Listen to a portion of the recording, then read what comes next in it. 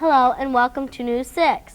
Today's show features the 6th grade classes of Hamler Elementary. For what's happening in our school, here's Scott Prigge. Even though the Middle Ages was centuries ago, that era recently came to life in our class. One way we studied the Middle Ages was to make different types of projects dealing with what life was like way back then. Some of the students made castles. These were made out of materials like cardboard, wood, and construction paper. Some of the other students made tapestries, stained glass, and scrapbooks. We worked on these projects for about 1 month. They were fun to work on and at the same time helpful in understanding life in the Middle Ages. Patrick Henry High School has been state champs for 9 straight years, but not in football or basketball. The Future Farmers of America at Patrick Henry won the FFA sweepstakes at the Ohio State Fair last year for the 9th straight time. They competed in the mechanics division against about 60 other schools. The students planned and built woodworking projects, welding projects, and other various exhibits. The FFA exhibited 126 projects for their winning effort. They not only won a trophy, but were also awarded $75. Congratulations to the Patrick Henry Future Farmers of America. We hope that you make it 10 straight at this year's state fair. Next, with a story about Patrick Henry's exchange student, is Mark Busselman. If you want to learn about the country of Finland, you might look in the encyclopedia. But if you live in Hamler, you talk to Virpi Viminen, an exchange student from Finland. Virpi is 17 and a senior at Patrick Henry High School. News 6 reporter Amy Boots talked to Virpi about being an exchange student. Where in Finland do you live? In south, it's about 60 miles to north from the capital. It's a city called Lahti. What are some differences between Patrick Henry and the school you go to in Finland? In Finland, in every school, most of the classes are required, and there's no study halls, and there's a lot of homework to do in Finland, and you have to study really hard. And there is no sports clubs or anything in the school. If you don't want to do them, you have to do them outside the school, and it's harder. What is your impression of America? It's hard to say, but at least life is so much easier here in any way. And there's a lot of things I like. How would you compare the people of America to the people of Finland? In America, people talk much more and much louder. And in Finland, people are quite shy. And they just, if they say something, they really mean it. They don't talk a lot. What are your plans for the future?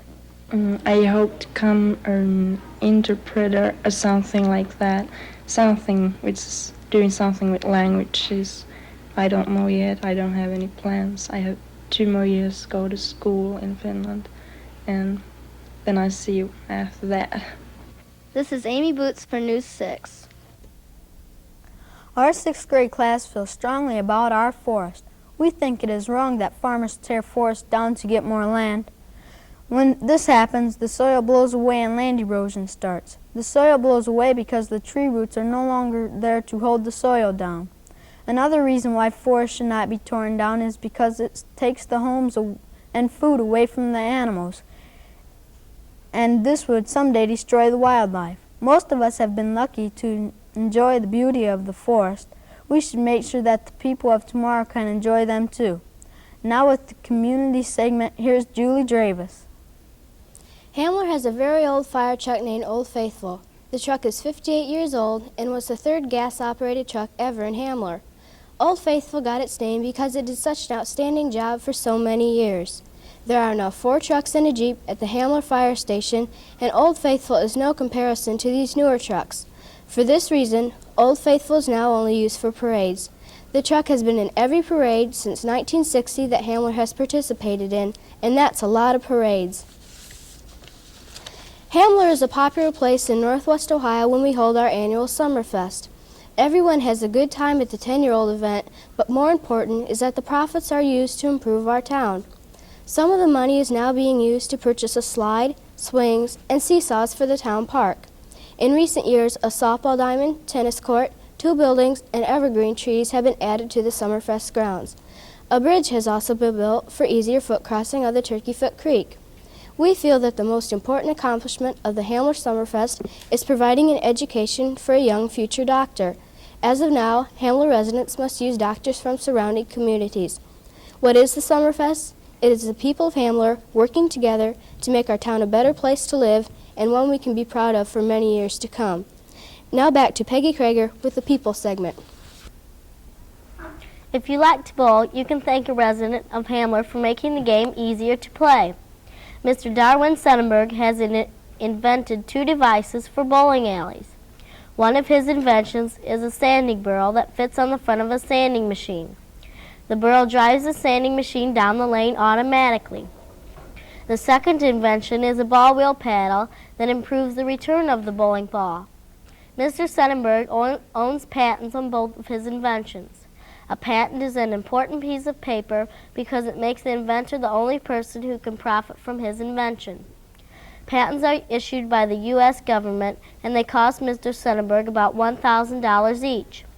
His son Dennis is our classmate at Hamler. He helps his father manufacture his machines.